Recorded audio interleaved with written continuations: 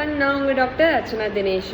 நிறைய பேஷண்ட்ஸ் வந்து திரும்ப ரொம்ப ஃபீல் பண்ணி கேட்குற ஒரு விஷயம் என்ன அப்படின்னு பார்த்தீங்கன்னா, நான் ஒழுங்காக தான் ப்ரஷ் பண்ணுறேன், பட் இருந்தாலும் எனக்கு நிறைய சொத்தப்பல் வருது, பேட் ஸ்மெல் வருது, என்ன காரணம்னே தெரியல அப்படின்னு சொல்லுவாங்க. கரையாக இருக்குது பல்லில் அப்படின்னு சொல்லுவாங்க.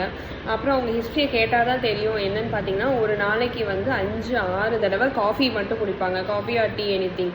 ஸோ ஃபஸ்ட்டு இதனால் வர என்னென்ன பேட் பெனிஃபிட்ஸ் அப்படிங்கிறத முதல்ல நம்ம தெரிஞ்சுக்கணும். நீங்கள் ரிப்பீட்டடாக இந்த மாதிரி அடிக்கடி காஃபி குடிக்கிறதுனால என்ன ஆகும் அப்படின்னு பார்த்தீங்கன்னா, அதில் வந்து டேனின் அப்படின்னு ஒரு சப்ஸ்டன்ஸ் வருதுங்க.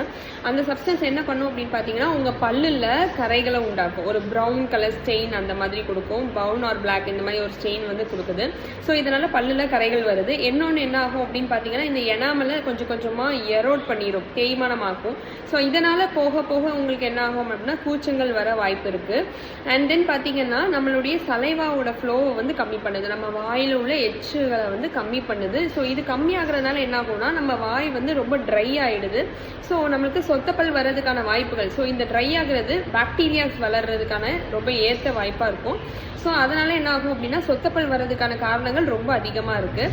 அண்ட் தென் லாஸ்ட்டாக ஃபைனலாக என்ன ஆகிடும்னா, இவ்வளோ இது நடக்கிறதுனால நம்ம வாயில் வந்து பேட் ஸ்மெல் வர்றதுக்கான வாய்ப்புகளும் அதிகமாக இருக்குது. ஸோ காஃபியை வந்து எப்படி கம்மி பண்ணலாம் அப்படின்னு பார்த்தீங்கன்னா, 1 டைம் 2 டைம் எடுக்கிறது ரொம்ப பெரிய பிரச்சனை இல்லைங்க.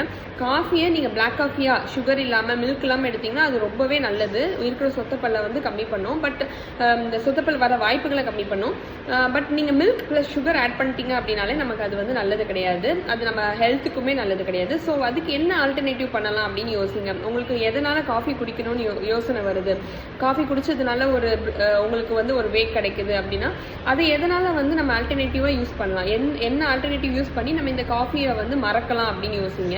வீட்டில் காஃபிக்கான ஐட்டம்ஸையே யூஸ் பண்ணாதீங்க. ஸோ ஆட்டோமேட்டிக்காக உங்களுக்கு என்ன ஆகும் அப்படின்னா, காஃபி கிடைக்கிறதுக்கான சான்சஸ் வந்து கம்மியாகிடும். அண்ட் தென் என்ன பண்ணுங்கள், ஒரு வாக்கிங் போகிறது, இல்லை எக்ஸசைஸ் பண்ணுறது, மெடிடேஷன் பண்ணுறது, உங்களுக்கு என்ன ஆல்டர்னேட்டிவ்ஸ் நீங்கள் பண்ணலாம் அப்படிங்கிறத யோசிச்சுக்கிட்டே இருங்க. ஸோ இதனால் நம்ம வந்து காஃபி கம்மி பண்ணலாம். And then say no to coffee. யாராச்சும் உங்களுக்கு கொடுத்தாங்க, ஒரு அம்மா யாராவது கொடுத்தாங்கன்னா கூட அவங்கக்கிட்ட நோ, இல்லை எனக்கு வேண்டாம் அப்படின்னு சொல்லிடுங்க. பிளாக் காஃபி ரொம்ப நல்லதுங்க.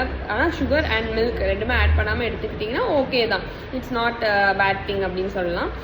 இந்த மாதிரி இன்ஃபர்மேஷன்ஸ் வேணும்னா இந்த சேனலுக்கு சப்ஸ்கிரைப் பண்ணுங்கள். தேங்க்யூ.